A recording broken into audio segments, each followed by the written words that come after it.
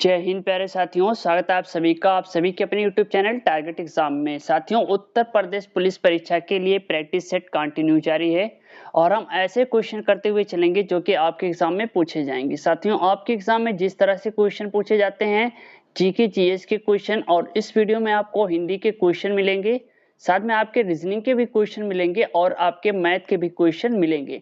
हूबहू आपका exam pattern की तरह ये वीडियो होने वाला है, सो वीडियो को फुल वॉच करिएगा, काफी इंपॉर्टेंट होने वाली है आज की वीडियो।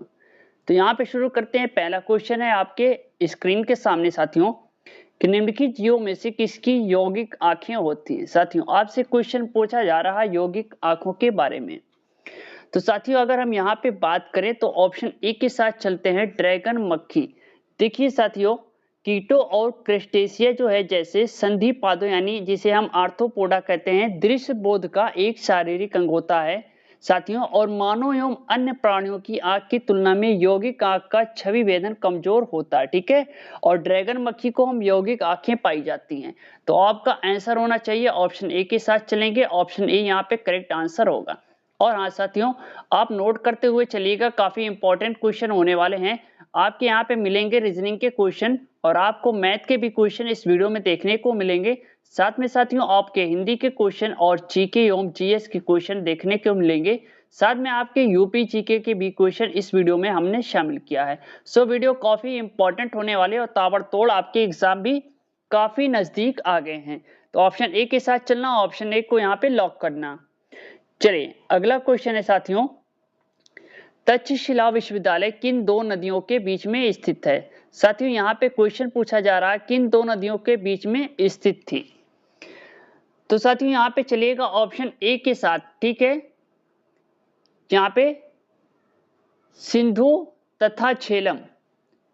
अगर हम बात करें साथियों, तो ये लगभग 1200 वर्ष पहले, ठीक है, 1200 वर्ष पहले क्या तक्षशिला विश्वविद्यालय की स्थापना हुई थी। ओके साथियों, तो यहाँ से आपके क्वेश्चन पूछेगा तो 1200 ईस्वी यहाँ पे राइट ऑप्शन होगा। भारत में दुनिया के पहले विश्वविद्यालय तक्षशिला विश्वविद्यालय की स्थापना जो है 7वीं शती ईसा पूर्व में हो गई थी। ठीक है, ये आपसे क्वेश्चन पूछा जाएगा। तो ऑप्शन ए यहाँ पे करेक्ट आंसर होगा, ऑप्शन ए को यहाँ पे लॉक करना। चलिए साथियों, अगला क्वेश्चन है, ऋग्वेद में सबसे प्रमुख देवता कौन है। साथियों, यहाँ पे आपसे पूछा जा रहा है कि ऋग्वेद में सबसे प्रमुख देवता कौन थे।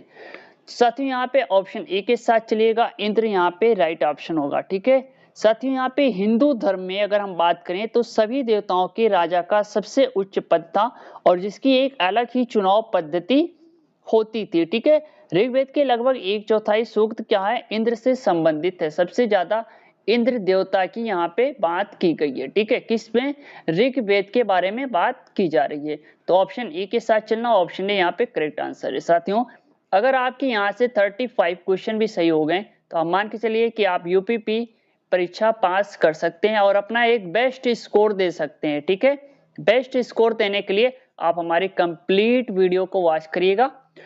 चलिए साथियों, अगला क्वेश्चन है आपकी स्क्रीन के सामने, भारत में साथियों बंजर भूमि का सबसे बड़ा हिस्सा किस राज्य में पाया जाता है, अर्थात किस स्टेट में पाया जाता है। साथियों, ये क्वेश्चन में आपसे पूछा जा रहा है।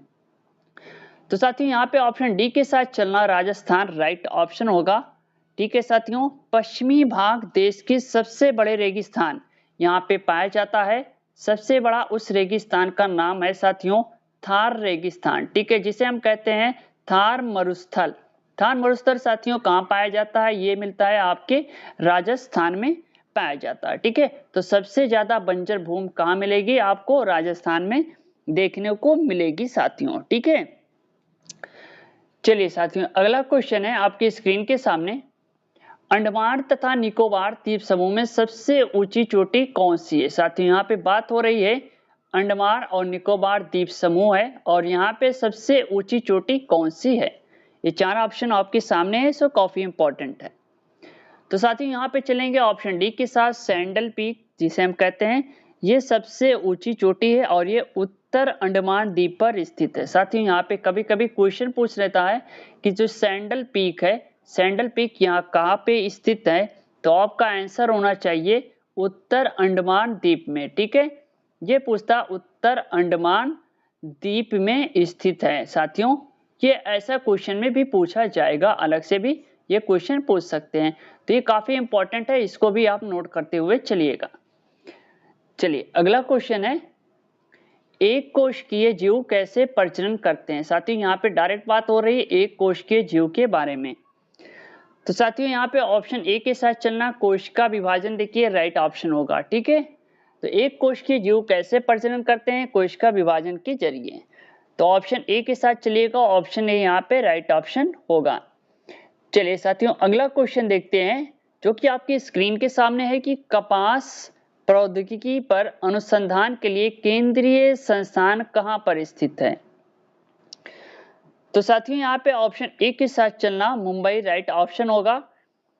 ठीक है, केंद्रीय कपास प्रौद्योगिकी अनुसंधान संस्थान मुंबई कृषि मंत्रालय भारत सरकार के कृषि अनुसंधान एवं शिक्षा विभाग के अंतर्गत आती है। ठीक है, तो यहाँ ऑप्शन ए के साथ चलना, ऑप्शन ए यहाँ पे राइट ऑप्शन होगा। अगर आपसे ये क्वेश्चन पूछ रहे तो केंद्रीय संस्थान कहाँ पे स्थित है कपास से रिलेटेड, तो ये आपके मुंबई पे राइट ऑप्शन होगा। ठीक है साथियों, चलिए साथियों अगला क्वेश्चन है, निम्नलिखित में से कौन भारत के प्रधानमंत्री की नियुक्ति करता है। ठीक है, चार ऑप्शन आपके सामने दिए हुए हैं, अभी देखिए यहाँ पे,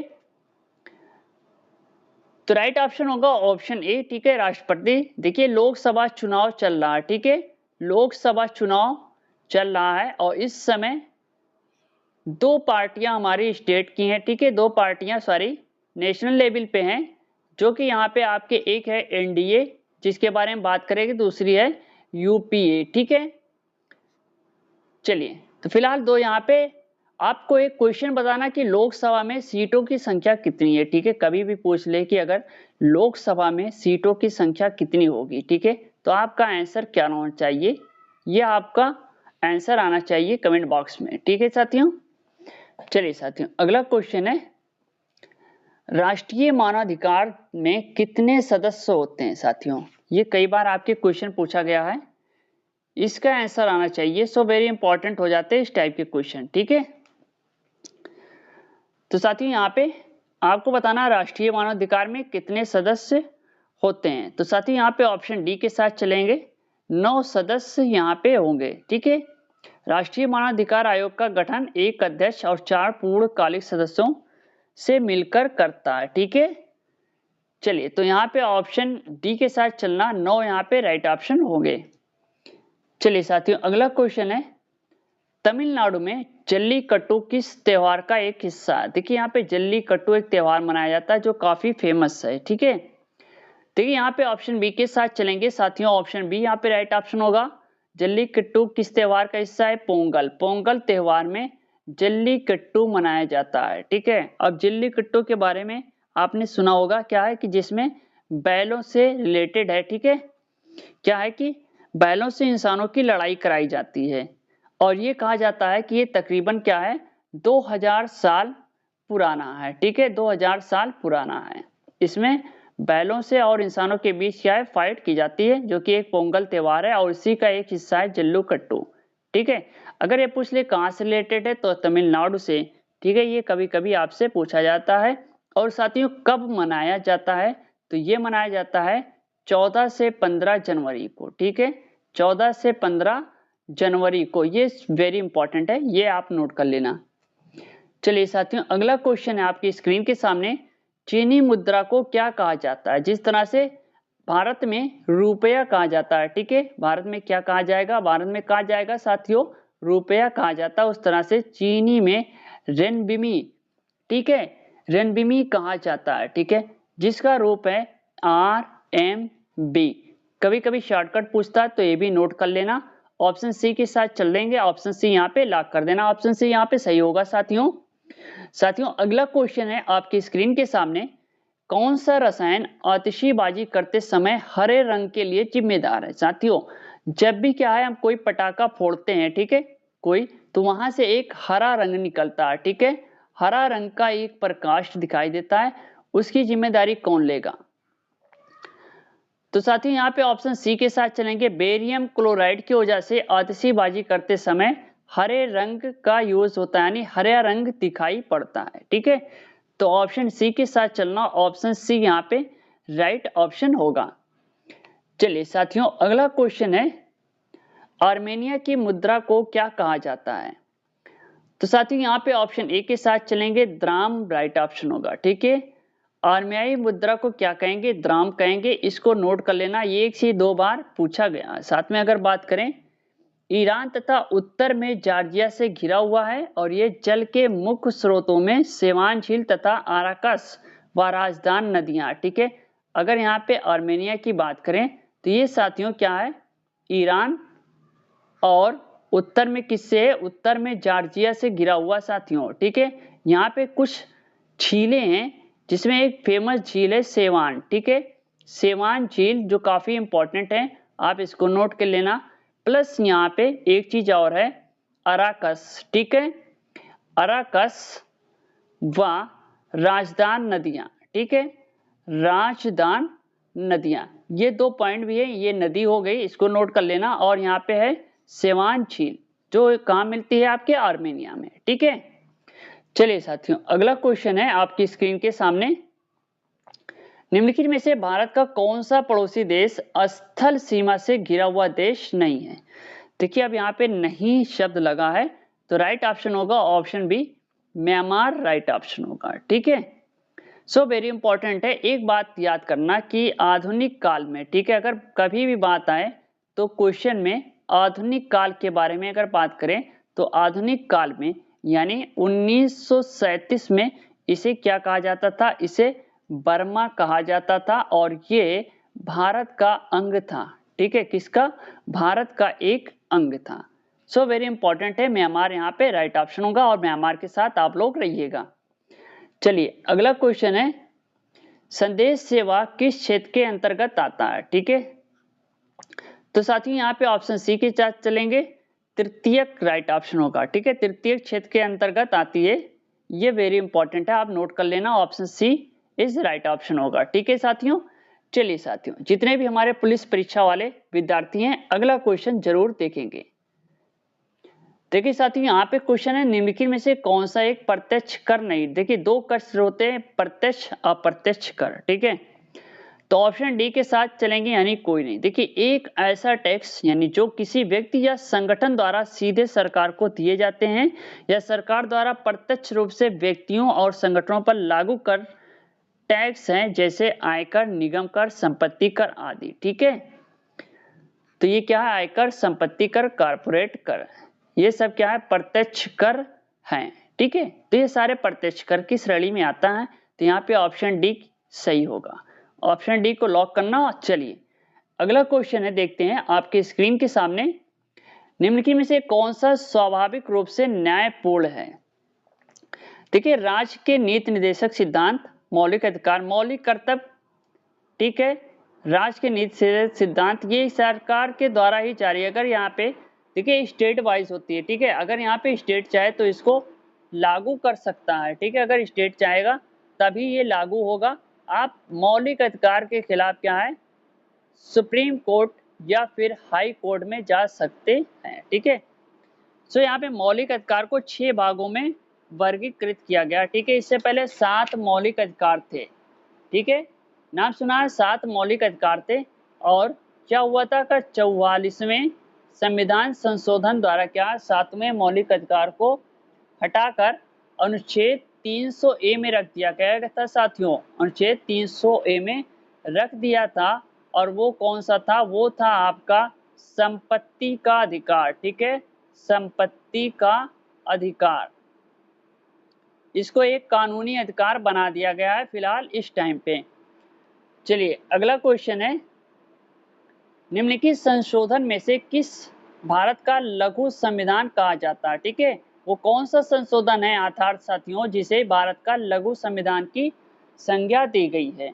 तो साथियों यहाँ पे ऑप्शन बी के साथ चलेंगे, 42वां संविधान संशोधन।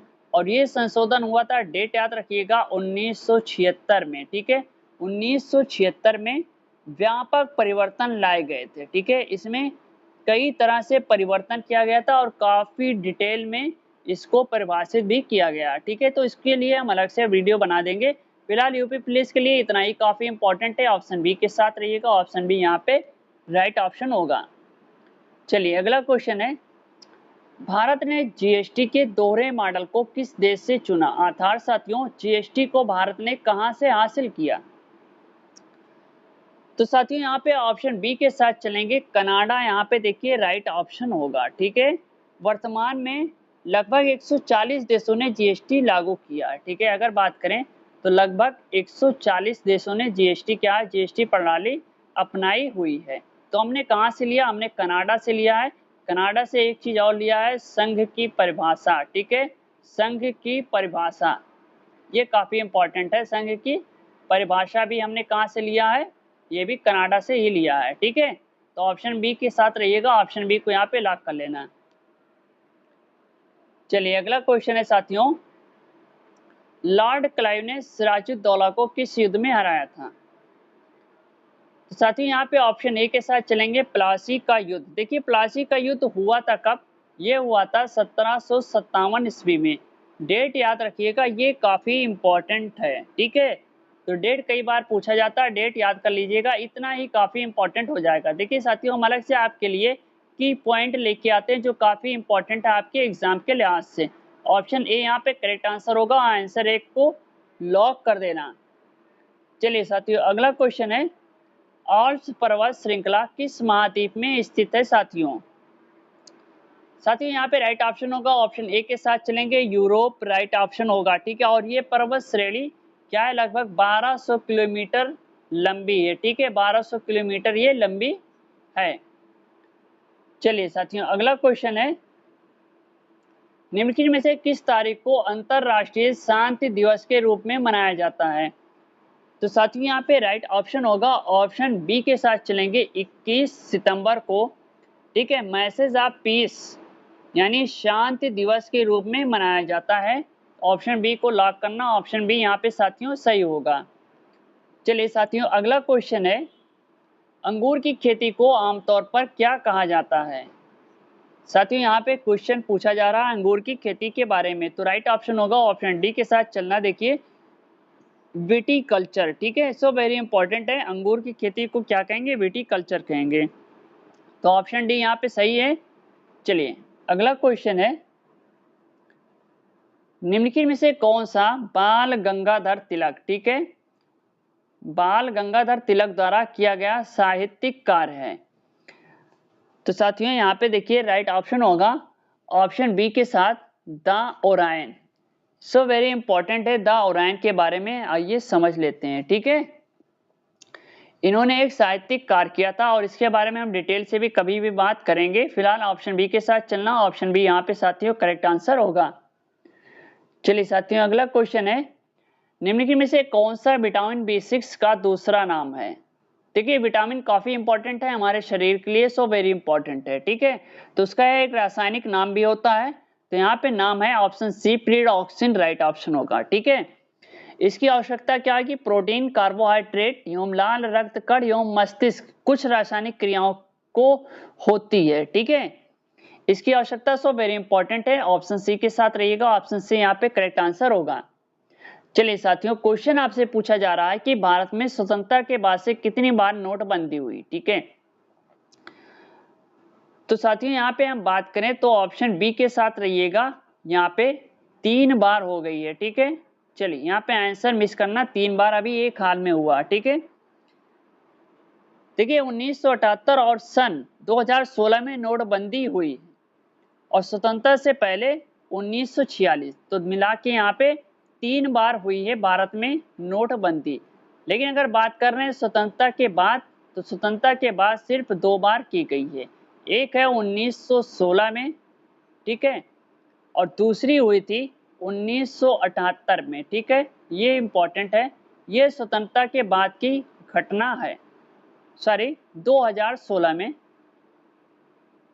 ठीक है, 2016 में, माफ करना, चलिए 2016 में और 1978 में, 2 डेट काफी इंपॉर्टेंट। हालांकि 2016 में नोटबंदी नहीं हुई थी, बल्कि अगर हम इसको कह दें नोट बदली, ठीक है, नोट बदली, तो कुछ गलत नहीं होगा, क्योंकि जितने भी पैसे थे 95% वो सारे के सारे बदल दिए गए थे। ठीक है, तो कुछ काला धन, जिसके बारे में बात हो रही थी काला धन, ठीक है, तो काला धन तो क्या है? सफेद धन हो गया भाई।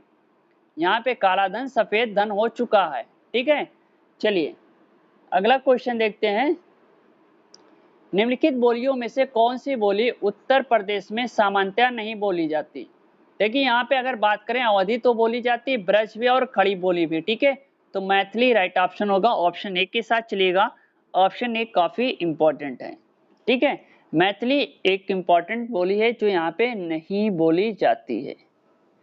चलिए ऑप्शन ए के साथ रहिएगा, ऑप्शन ए यहाँ पे करेक्ट आंसर है। चलिए अगला क्वेश्चन है साथियों, रंग शब्द से कौन सी क्रिया बनती है? साथियों यहां से ये देखिए हिंदी के क्वेश्चन स्टार्ट है। ठीक है, तो साथियों अगर हम बात करें तो यहाँ पे ऑप्शन बी के साथ साथियों रंगना। ठीक है, रंग देना, रंग से युक्त करना या प्रभावित करना, अनुकूल बनाना। रंग शब्द से कौन सी क्रिया बनती है? रंगना। यहाँ पे राइट ऑप्शन होगा, ऑप्शन बी के साथ रहना, ऑप्शन बी यहाँ पे करेक्ट आंसर होगा। चलिए साथियों अगला क्वेश्चन है आपकी स्क्रीन के सामने। साथियों आलस शब्द का विशेषण बताइए। ठीक है, विशेषण क्या होगा? साथियों आलस शब्द का विशेषण, तो यहाँ पे ऑप्शन डी ही होगा। ठीक है, ऑप्शन डी ही यहाँ पे सही है, ऑप्शन डी राइट ऑप्शन होगा। चलिए साथियों अगला क्वेश्चन है, कौन सा शब्द सकर्मक क्रिया? साथियों आपसे पूछा जा रहा है निम्नलिखित में से कौन सा सकर्मक क्रिया शब्द है? चलिए साथियों यहाँ पे बताइए कौन सा सकर्मक क्रिया है? तो साथियों यहाँ ऑप्शन ए के साथ चलना, लिखना। देखिए लिखना शब्द सकर्मक क्रिया है, यानी जिस क्रिया का फल कर्ता को छोड़कर कर्म पर पड़े वह सकर्मक क्रिया कहलाती है। यानी क्या है कि कर्ता को छोड़ दें, अगर कर्ता को छोड़कर किस पे पड़े? कर्म पे पड़े, तो क्या है साथियों? वो सकर्मक क्रिया कहलाती है। ठीक है, कौन सी क्रिया? सकर्मक क्रिया कहलाएगी। साथियों ये काफी इंपॉर्टेंट है, आप इसको नोट करते चलिएगा। चलिए साथियों अगला क्वेश्चन है, साथियों नेक्स्ट क्वेश्चन है, जीवविकारी शब्द के प्रयोग से हम किस वस्तु के विषय में कुछ विधान करते हैं उसे क्या कहते हैं? ठीक है, तो राइट ऑप्शन होगा, ऑप्शन बी के साथ चलेंगे, क्रिया यहाँ पे राइट ऑप्शन होगा। ठीक है, किसी कार्य के होने या करने का बोध कराने वाले शब्दों को क्रिया कहते हैं। ठीक है, अगर क्रिया की बात करें जैसे है चीता। ठीक है, चीता तेज दौड़ रहा है। ठीक है साथियों, चीता तेज दौड़ रहा है, तो यहाँ पे क्या है? क्रिया हो रही है। ठीक है, तो ऑप्शन बी के साथ रहना, ऑप्शन बी काफी इंपॉर्टेंट है। चलिए अगला क्वेश्चन है, किसी वाक्य में सकर्मक क्रिया नहीं है। चलिए साथियों यहाँ पे बताइए किस वाक्य में सकर्मक क्रिया नहीं है? देखिए यहाँ पे नहीं शब्द का प्रयोग हुआ है, तो साथियों ऑप्शन सी के साथ रहना, श्याम रोता है, ये सकर्मक क्रिया नहीं है। ठीक है, सकर्मक क्रिया से तात्पर्य है कर्म के साथ साथियों जिस क्रिया का प्रभाव कर्ता पर न पड़कर कर्म पर पड़े। ठीक है, सकर्मक क्रिया आती है, तो ऑप्शन सी के साथ रहना, ऑप्शन सी यहाँ पे करेक्ट आंसर होगा। साथियों अगला क्वेश्चन है, परिमाणवाचक क्रिया विशेषण का वाक्य होगा। साथियों यहाँ पे राइट ऑप्शन होगा ऑप्शन ए। ठीक है, वह बहुत थक गया है, बहुत अधिक, पूर्णतया, थोड़ा, काफी। ठीक है, ये सारे क्या है? परिमाणवाचक विशेषण के अंतर्गत आते हैं।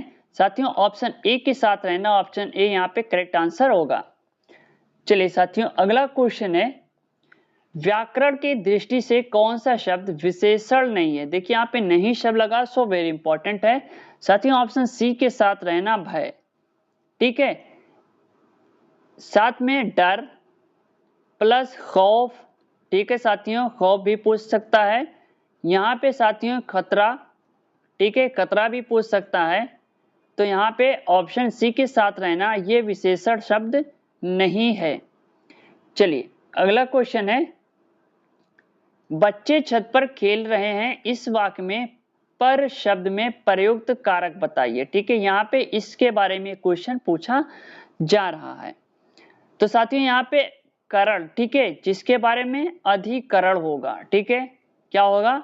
अधिकरण यहाँ पे राइट ऑप्शन होगा, तो ऑप्शन बी के साथ रहिएगा, ऑप्शन बी यहाँ पे करेक्ट आंसर होगा।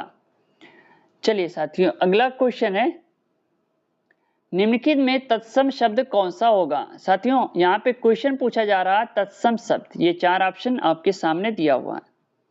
तो साथियों यहाँ पे ऑप्शन सी के साथ रहना चपरासी। चपरासी क्या है, ये तत्सम शब्द है, ठीक है।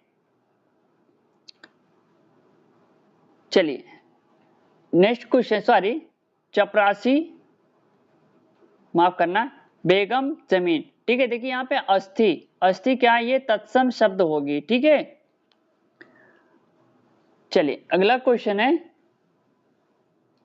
अध्यापिका शब्द में किस प्रकार का प्रत्यय है। देखिए यहाँ पे कौन सा प्रत्यय लगा हुआ है, इसके बारे में क्वेश्चन पूछ रहा है। तो साथियों ऑप्शन डी के साथ रहना, ठीक है। अध्यापिका में इका प्रत्यय लगा हुआ है। इका क्या है, तदित प्रत्यय है। अगर इसके बारे में पूछ करें ये कौन सा प्रत्यय है साथियों, तो ये कौन सा है, ये साथियों है तदित प्रत्यय है, ठीक है। तदित प्रत्यय है बताना साथियों, ये कई बार आपके एग्जाम में पूछा गया। अर्थात क्या है, विकल्प डी यहाँ पे राइट ऑप्शन होगा। ऑप्शन डी के साथ ही आप लोग रहिएगा। तो अध्यापिका में साथियों किस प्रत्यय का यूज हुआ है, यहाँ पे इके प्रत्यय लगे हुए हैं, ठीक है। चलिए अगला क्वेश्चन है साथियों, निम्न शब्दों में से किस में स्वर संधि है। यहाँ पे डायरेक्ट क्वेश्चन पूछ रहा है साथियों स्वर संधि के बारे में। तो साथियों ऑप्शन सी के साथ रहना रजनीश। रजनीश में कौन सी संधि है, स्वर संधि। साथियों रजनीश का अर्थ होता है साथियों चंद्रमा। साथियों इसका अर्थ होता है चंद्रमा, ये भी क्वेश्चन पूछ सकता है। तो ऑप्शन सी के साथ रहिएगा, ऑप्शन सी करेक्ट आंसर। साथियों हम अलग से आपको की पॉइंट बताते हुए चले जा रहे हैं, जो कि काफी इंपॉर्टेंट है आपके एग्जाम के लिए। चलिए साथियों अगला क्वेश्चन है, कपीश शब्द में प्रयुक्त संधि का नाम बताइए। तो साथियों यहाँ पे ऑप्शन सी के साथ रहिएगा, दीर्घ संधि है, ठीक है। कपि प्लस ईश, अगर इसका संधि विच्छेद करें तो हो जाएगा साथियों कपि प्लस ईश, ठीक है। कपीश राइट ऑप्शन होगा। इस तरह से इसका संधि विच्छेद किया जाएगा। चलिए साथियों अगला क्वेश्चन है, प्रयोगशाला शब्द में कौन सा समास है। तो साथियों यहाँ पे ऑप्शन डी के साथ रहना, तत्पुरुष समास यहाँ पे राइट ऑप्शन होगा। साथियों देखिए अगर बात करें तत्पुरुष समास के बारे में, पूर्व पद गौड़ तथा उत्तर पद प्रधान होता है। अर्थात यहाँ पे ऑप्शन डी के साथ रहेगा, ऑप्शन डी यहाँ पे करेक्ट आंसर होगा साथियों। चलिए साथियों अगला क्वेश्चन है, जो मेहनत करते हैं वो सफल होते हैं, किस तरह का वाक्य है साथियों। तो साथियों यहाँ पे ऑप्शन ए के साथ रहिएगा, मिश्र वाक्य राइट ऑप्शन होगा, ठीक है। ये कैसा वाक्य साथियों, ये वाक्य होगा आपका मिश्र वाक्य होगा। ऑप्शन ए यहाँ पे करेक्ट आंसर होगा। चलिए साथियों अगला क्वेश्चन है, मोर का पर्यायवाची शब्द इनमें से क्या होगा। तो साथियों यहाँ पे ऑप्शन ए के साथ रहिएगा, कलापी, यानी जिसके पार त्रूण या तरकश हो, गिरोह या झुंड में रहने वाला जीव या प्राणी, ठीक है मोर। तो ऑप्शन ए के साथ रहिएगा, ऑप्शन ए यहाँ पे करेक्ट आंसर होगा। चलिए अगला क्वेश्चन देख लेते हैं साथियों, जिसके पास कुछ भी ना हो के लिए एक शब्द कौन सा होगा साथियों। अर्थात अनेक शब्दों के लिए एक शब्द बताना है। तो साथियों ऑप्शन बी के साथ चलेंगे, अकिंचन यहाँ पे राइट ऑप्शन होगा। साथियों अगर हम यहाँ पे बात करें, जिसकी आशा ना की गई हो उसे अप्रत्याशित, आशा से अधिक, एक क्वेश्चन पूछता है साथियों आशा से अधिक, ठीक है। आशा से अधिक के लिए एक शब्द बताना है साथियों, तो इसके लिए एक शब्द कौन सा होगा, वो हो जाएगा आशातीत, ठीक है साथियों। क्या हो जाएगा, आशातीत हो जाएगा। चलिए साथियों अगला क्वेश्चन है, देखिए साथियों यहां से आपके रीजनिंग के क्वेश्चन स्टार्ट हो गए हैं।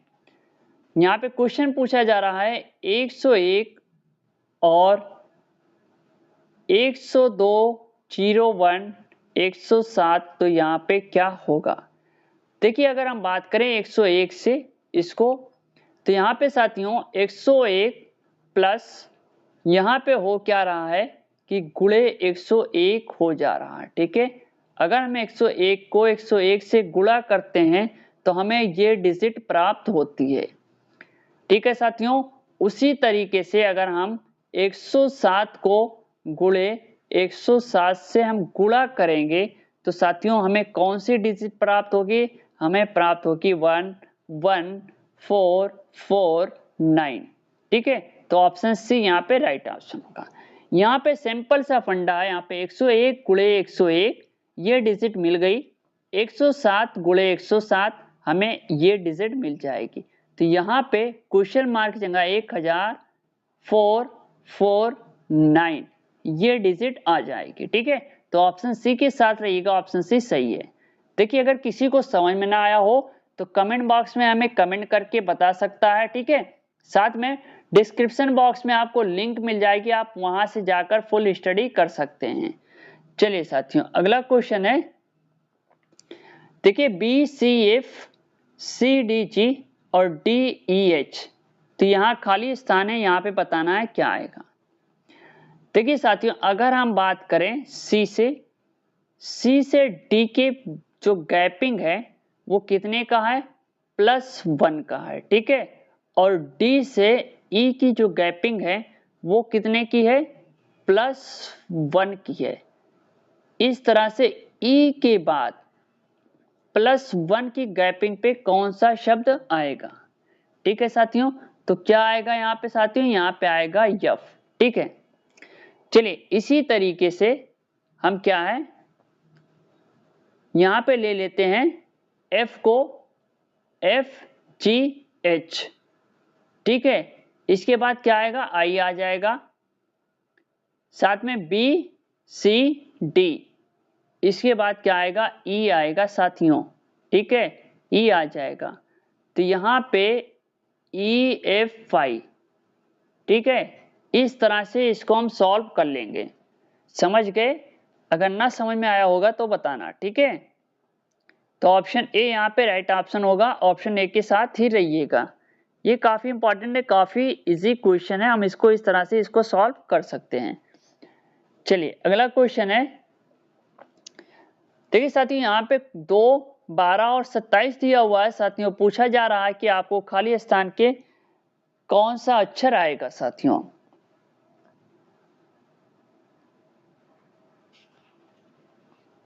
चलिए साथियों यहाँ पे बताना है, देखिए यहाँ पे 2 के बाद 5 रहेगा। ठीक है, 2 के बाद यहाँ पे 5 रहेगा, तो साथियों 2, 5 लिख लेते हैं, 12, 27। ठीक है साथियों, यहां से अगर हम बात करें इसको, तो यहाँ पे गुणे 2 +1, 2 दूनी 4, 1 5। ठीक है, ठीक इस तरह से यहाँ पे अगर बात करें तो ये भी हो जाएगा गुणे 2 +2। ठीक, 5 दूनी 10, 2 12, यहाँ पे हो जाएगा गुणे 2 +3। ठीक है, 12 दूनी 24 +3, 12 से 2 में गुणा करेंगे और +3 करेंगे, क्या हो जाएगा 27। 2 गुणे 2, 2 दूनी 4 +1 ये 5 आ गया, 5 दूनी 10 +2 ये 12 आ गया। ठीक है, अब यहाँ पे देखते हैं खाली स्थान पे कौन सा ऑप्शन आएगा। ठीक है, तो इसको भी कर लेते हैं, 27 को गुणे 2 कर देते हैं, +4 कर लेते हैं। ठीक है, तो कौन सी डिजिट आएगी, तो यहाँ पे साथियों आ जाएगी 58। ठीक है, तो यहाँ पे आएगा 58। अगर हम इसको गुणा कर दे रहे हैं तो साथियों गुणा करके देख लीजिए, 27 को 2 से गुणा कर दीजिए, 7 दूनी 14 के 4 हासिल आए 1, 2 दूनी 4, 1 5। ठीक है, 54 में अगर +4 तो जोड़ देंगे तो 58 आएगा, तो ऑप्शन डी के साथ रहिएगा, ऑप्शन डी यहाँ पे करेक्ट आंसर होगा।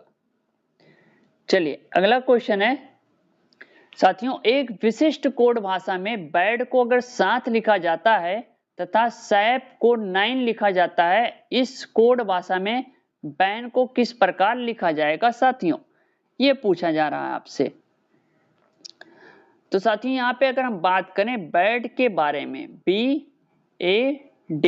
ठीक है साथियों, तो यहाँ पे देखिए 2 + 1 + 4 = 7। ठीक है, ABCD अगर यहाँ पे क्रम निकालेंगे तो B का दूसरा स्थान है, A का पहला। ठीक है, दूसरा पहला और इसका स्थान है चौथा। इन सभी को गुणा करके इन सभी को प्लस कर लेंगे, आएगा 7। इस तरीके से हम इसको सैप का निकालेंगे, SAP। ठीक है, S का कौन सा स्थान है? S का है 19वां स्थान रहेगा, A का पहला स्थान रहेगा और साथ में P का क्या है? 16 स्थान रहेगा। इन सभी को हम प्लस कर दें, 19 + 1 + 16 तो कितना आ जाएगा साथियों? चलिए बताइएगा। ये आ जाएगा 36 साथियों। और यहाँ पे हम करेंगे क्या? 3 + 6, 3 + 6 को जोड़ देते हैं तो 9 आ जाएगा। ठीक इसी तरीका से बैन को हम क्या लिखेंगे, यही क्वेश्चन पूछा जा रहा है। ठीक है साथियों, तो बैन को लिखने के लिए अगर साथियों अर्थात बात करें BAN, ठीक है, बैन को हम लिखने के लिए देखिए B का स्थान दूसरा है +1 प्लस यहाँ पे आ जाएगा 14। ठीक है, कितना हो जाएगा? ये हो जाएगा 17 हो जाएगा। 1 + 7 को जोड़ देंगे, कितना होगा साथियों? 8 हो जाएगा। ठीक है, तो बैन को किस प्रकार लिख सकते हैं? तो बैन को हम लिख सकते हैं 8। तो ऑप्शन ए के साथ रहिएगा, ऑप्शन ए यहाँ पे करेक्ट आंसर होगा।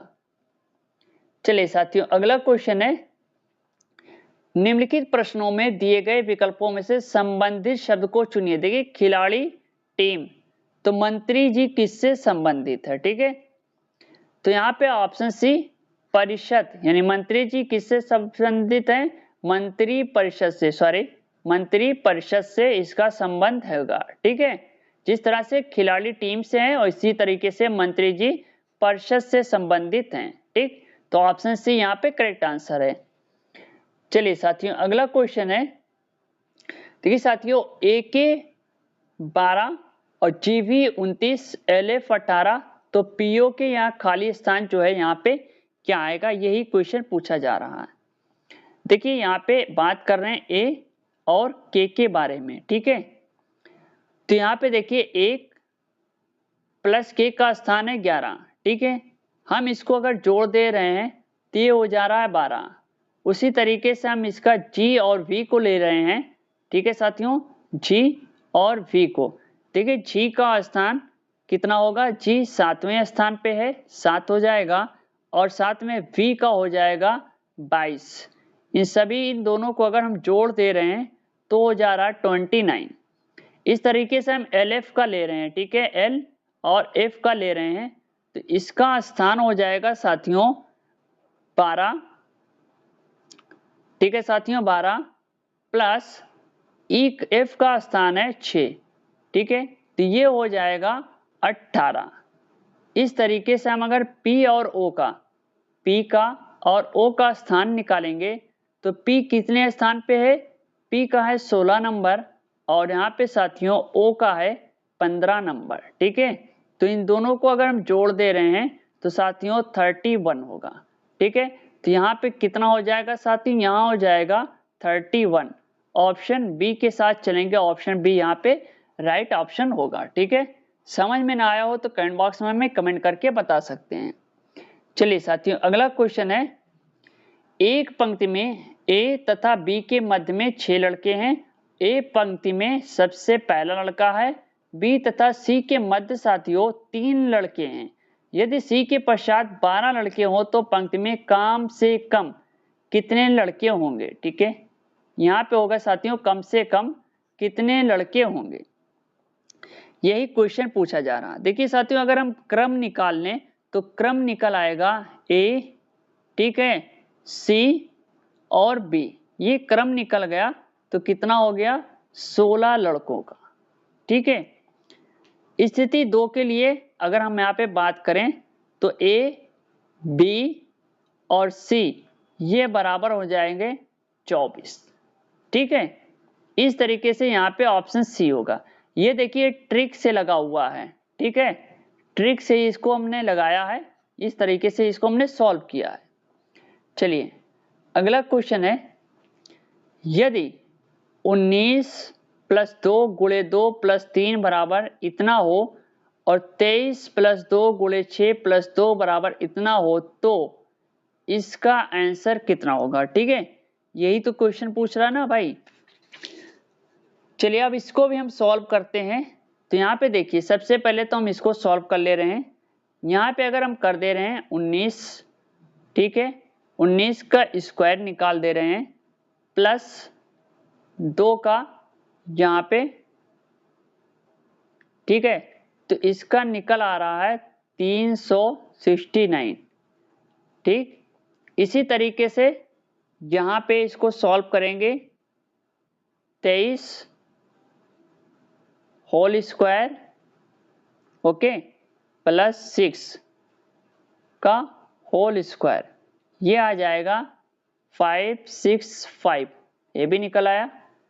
इस तरीके से हम यहाँ पे लेंगे 7 3 प्लस 11 का 3, ये आ जाएगा 1674।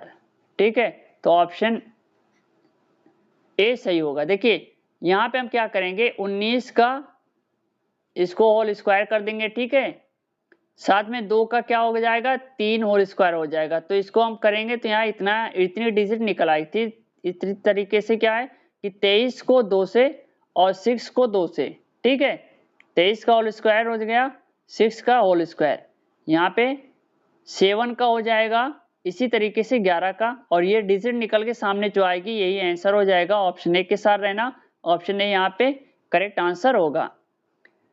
ठीक है साथियों, चलिए अगला क्वेश्चन देखते हैं। यदि 4 गुणे 9 गुणे 3 बराबर 4 और 5 गुणे 3 गुणे 1 बराबर 3 हो तो 9 गुणे 9 गुणे 7 बराबर क्या होगा साथियों। साथियों हम सभी का क्या है फॉर्मूला निकाल लेते। देखिए यहाँ पे 4 प्लस 9 प्लस 3, अगर हम इसको सॉल्व करेंगे तो यहाँ पे आएगा 4, ठीक है, यानी अंडर रूल 16 का कितना हो जाएगा, ये हो जाएगा 4। ठीक, इस तरीके से 5 गुणे 3 का भी निकालते हैं। चलिए इसको भी करते हैं। 5 गुणे 3 पानते हैं 15 गुणे 1, ठीक है, सॉरी प्लस है यहाँ पे 5 3 8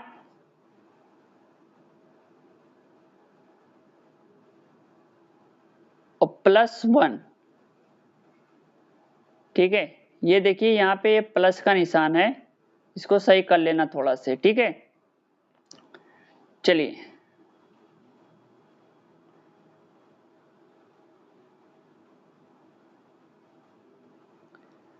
यहाँ पे निकल के आएगा 3,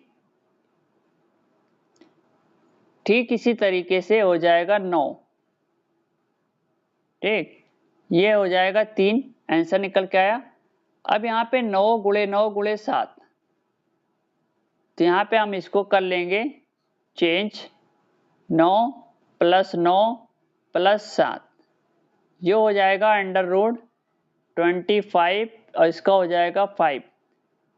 इस तरीके से इसको सॉल्व, इसको सिर्फ अंडर रूट करके और इसको प्लस करते चले जाएंगे, निकलता हुआ चला जाएगा, ठीक है, इसको भी और यहाँ पे प्लस कर देंगे, निकल आएगी डिजिट, इसको भी करने के बाद इसको हम प्लस कर देंगे और ये डिजिट निकल के सामने चली आएगी क्या, 5, ठीक है, ये इतने ही करना है।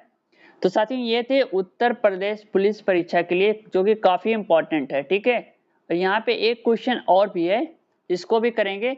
किसी संख्या का 3 गुना उसी संख्या के 50% के 4 गुना मिलाने पर उस संख्या का 200 अधिक होता है तो संख्या कौन सी होगी, ठीक है, यही क्वेश्चन पूछा जा रहा है। अब देखिए यहाँ पे अगर हम लेते हैं इसको, माना संख्या क्या है, माना संख्या x है, तो ये हो जाएगा 3x प्लस x/2 to 4, ठीक है, माइनस x, इसको सॉल्व करेंगे कितना बराबर 200।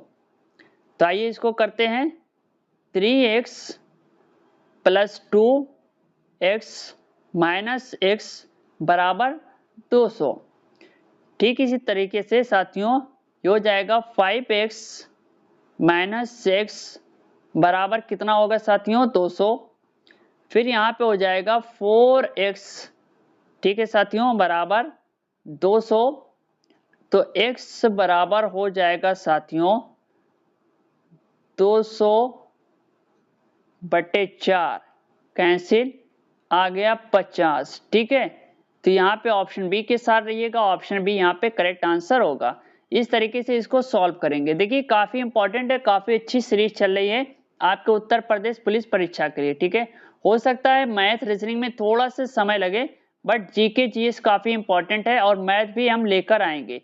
समझाने का तरीका कैसा है ये बताइएगा, अगर इसमें कुछ भी संशोधन हो सकता है आप बताइएगा। मिलते हैं नेक्स्ट वीडियो के साथ। थैंक यू, धन्यवाद। जय हिंद, जय भारत।